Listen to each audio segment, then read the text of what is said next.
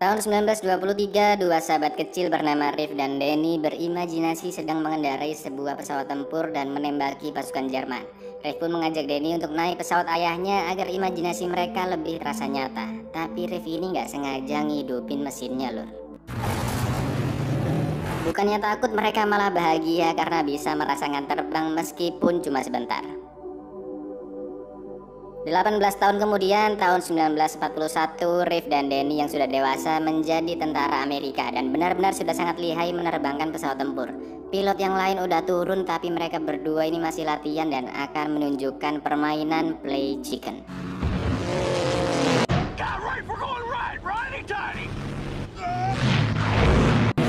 Kolonel Doolittle pun memarahi Riff karena sembrono dan tidak bertanggung jawab dengan latihannya. Tapi Riff bilang bahwa tujuannya hanya untuk mengasah skillnya aja. Doolittle pun teringat dirinya 15 tahun yang lalu saat masih muda dan sama egoisnya seperti Riff. Doolittle menyampaikan bahwa Riff diterima ke dalam Eagle Squadron untuk membantu Inggris melawan Hitler dan kekuasaannya di Eropa. Danny tidak setuju Riff ikut perang dengan Inggris karena itu akan mengancam nyawanya. Tapi Riff tidak ingin hanya berlatih dan berlatih saja. Menjadi pilot di dalam medan perang yang sesungguhnya adalah impian Riff selama ini. Di lain tempat, geng rumpi mbak-mbak perawat ini saling bercerita kisahnya masing-masing. Dan inilah Evelyn, kekasih dari Riff. Evelyn pun menceritakan bagaimana mereka berdua bisa bertemu.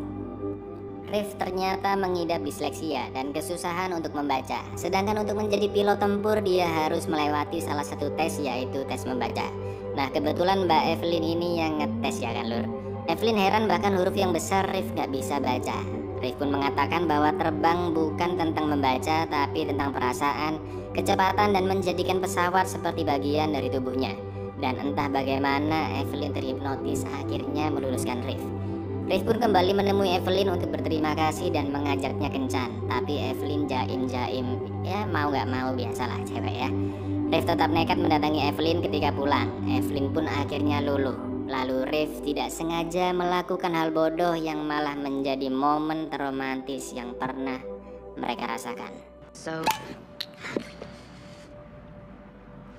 cork just got away from me. It's cold. I can't breathe. Teman-teman Riff dan Evelyn pun berpesta bersama dan saling mencoba mendekati satu sama lain. Okay, that was a bad line. Riff dan Evelyn pergi dari sana untuk menuju ke tempat yang sudah disiapkan oleh Riff. Yeah, it is. God, you're pretty. That was not part of the day. Riff akhirnya mengaku ke Evelyn bahwa dia akan ikut berperang untuk membantu Inggris. Evelyn bingung kenapa Riff harus repot-repot ikut berperang dan bukan tugas Amerika untuk membantu Inggris. Tapi ternyata Riff bukan ditugaskan, melainkan dia mengajukan dirinya menjadi sukarelawan. Riff dan Evelyn sebenarnya akan beraselole di hotel malam itu, tapi Riff nggak ingin merusak malam indah mereka hanya dengan sekedar beraselole seperti orang-orang lainnya. Riff pun berjanji akan kembali pulang.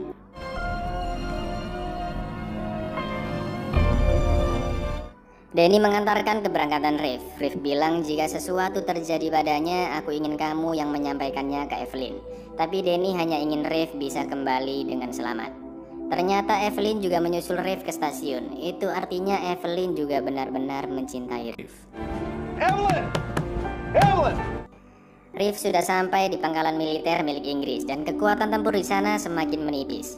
Di lain tempat, Amerika dan Jepang menyadari bahwa peperangan sudah tidak bisa dihindari lagi. Presiden Roosevelt ingin Amerika tidak hanya memasok makanan dan minyak ke sekutu, tapi juga persenjataan dan prajurit mereka. Amerika harus melakukan sesuatu yang lebih besar. Sedangkan Jepang sudah tidak mendapatkan pasokan minyak dari Amerika, padahal itu sumber kehidupan bagi mereka. Tidak ada pilihan lain bagi Jepang selain ikut berperang, dan mereka akan melakukan sekali penyerangan besar-besaran yang mendadak ke pangkalan Angkatan Laut Amerika, Pearl Harbor. Evelyn dan teman-teman perawatnya dipindahkan ke Pearl Harbor. Hebohlah teman-teman Evelyn ini ngelihat banyak cowok-cowok di sana. Bang, godain aku bang, kiu. Begitu pula dengan Danny dan kawan-kawan yang juga sudah sampai. Bahagia dan damai mereka rasakan, tapi tidak bagi Riff yang sedang mempertaruhkan nyawanya. Easy making friends. 2 days ago I had a Riff dan Evelyn pun selalu menyempatkan berkirim surat satu sama lain. Coba kalau ada WhatsApp kan bisa video callan sambil perang ya bro.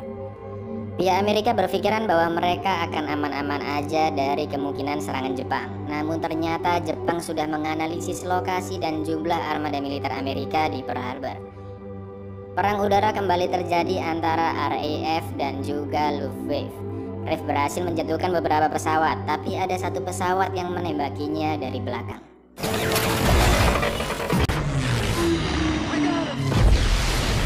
I got another one! I got an oil leak!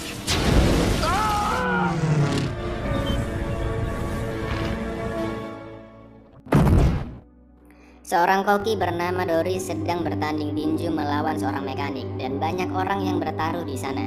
Pertandingan pun dimenangkan oleh Doris. Sobekan luka Doris dijahit oleh Evelyn. Sempat bilanglah si Doris ini kalau dia ingin memegang senjata daripada hanya memasak dan mencuci piring. Lalu tiba-tiba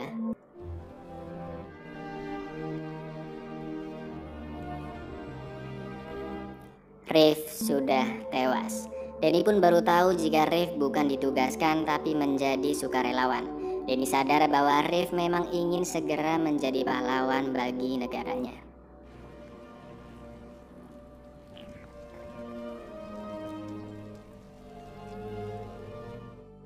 Tiga bulan kemudian Amerika mengajukan perdamaian dengan Jepang. Meskipun belum ada tanggapan tapi ada sinyal perdamaian dari Jepang. Karena berita yang ditampilkan ada gambar pesawat tempur yang tertembak. Gak kuat lah ya kan si Evelyn dan Denny ini. Mereka pun keluar dari bioskop dan setelah 3 bulan lamanya secara tidak sengaja mereka bertemu di luar bioskop. Akhirnya lanjut ngobrol-ngobrol lah mereka ya kan di kafe. Denny pun menceritakan masa kecil mereka berdua. Juga mimpi besar mereka menjadi pilot tempur. Dan saat itu Evelyn masih sangat merindukan Reef. Denny pun mengantarkan sapu tangan milik Evelyn yang tertinggal di kafe. Dan entah kenapa Denny jadi salah tingkah dan ingin bisa bertemu Evelyn lagi dan lagi. Tapi Evelyn masih belum bisa melupakan Reef. Teman-teman perawatnya pun mendukung Evelyn untuk bisa move on meskipun itu susah. Betty yang sudah bertunangan dengan Red juga sangat mendukung Evelyn untuk bisa melanjutkan hidupnya kembali.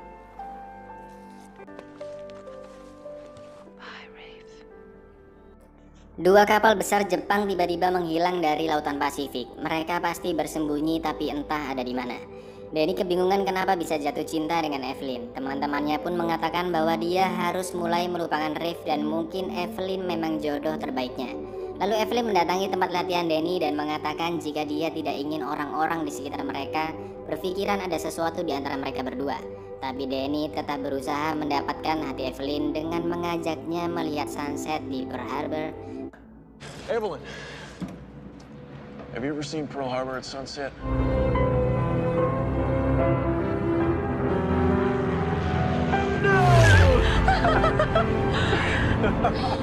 Mereka yang terbawa suasana romantis malam itu pun akhirnya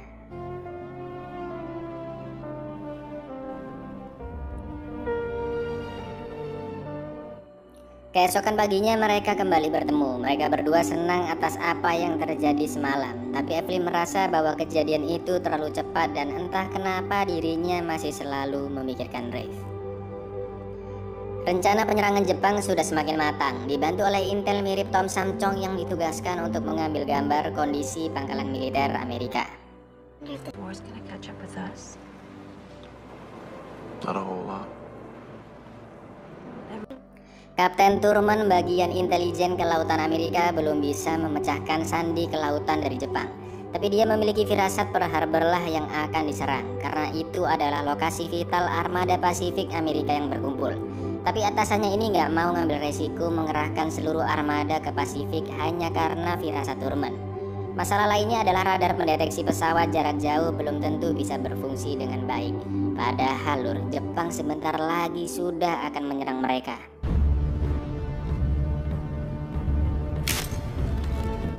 Di lain tempat, betapa terkejutnya Evelyn yang tahu Reef ternyata masih hidup.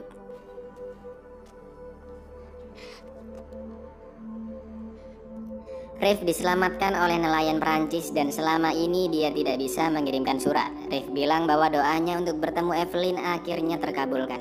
Evelyn pun menangis karena perasaan dan pikirannya yang sangat kacau saat itu. Sampai akhirnya Reef menyadari telah terjadi sesuatu di antara Denny dan Evelyn. Reef.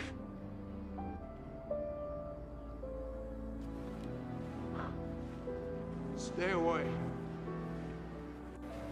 Reef dan teman-temannya pun pesta minum untuk merayakan keselamatannya. Lalu Danny menghampiri bar untuk bicara berdua dengan Reef. Reef pun gak menggubrisnya dan malah mengajak Danny ikut berpesta sambil menyindir perlakuan Danny selama ini. Danny pun berusaha menjelaskan apa yang terjadi sampai akhirnya. Oh, I have to get used to it. All right, we'll see how I can get used to it. Come on, Dari kejaran polisi militer, Danny pun ingin berbaikan dengan Reef, tapi Reef bilang bahwa hubungan mereka nggak akan sama seperti dulu lagi. 7 Desember 1941 dini hari, pasukan udara Jepang diberangkatkan untuk membombardir pangkalan militer Amerika di Pearl Harbor, Hawaii.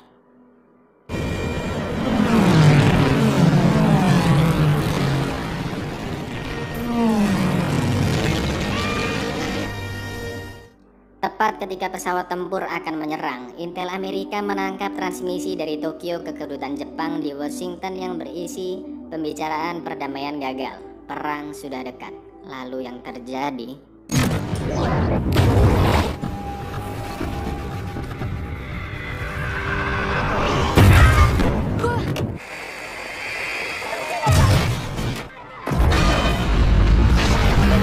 semua tentara kelabakan dan belum ada persiapan karena mereka diserang saat mereka semua masih tertidur.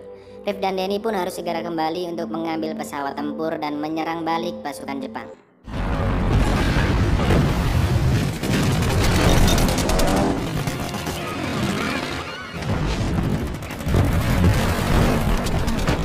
Reef dan Danny sudah sampai, tapi pesawat Jepang terus membombardir pangkalan pesawat.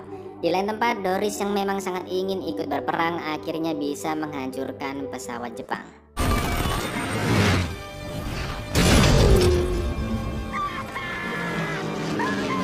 Bukan hanya pangkalan militer, tapi rumah sakit juga diserang agar mereka yang terluka tidak bisa diobati lagi. Banyak kapal perang yang ditenggelamkan, pasukan militer Amerika semakin tidak memiliki kekuatan tempurnya.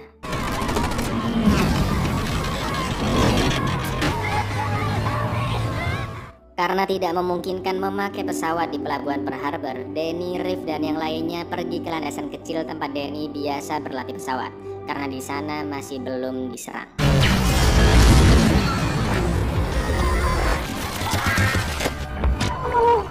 Bukan hanya tentara, tapi dokter dan perawat juga sangat ketakutan dan kebingungan menangani banyaknya orang yang terluka.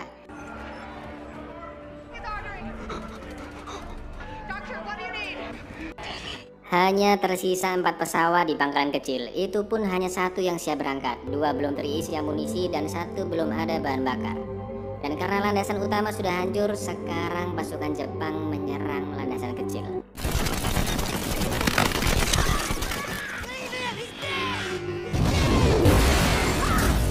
Banyak pasukan yang tertembak. Joe yang akan menerbangkan pesawatnya ditembak oleh 3 pesawat Zero Jepang yang berada di belakangnya.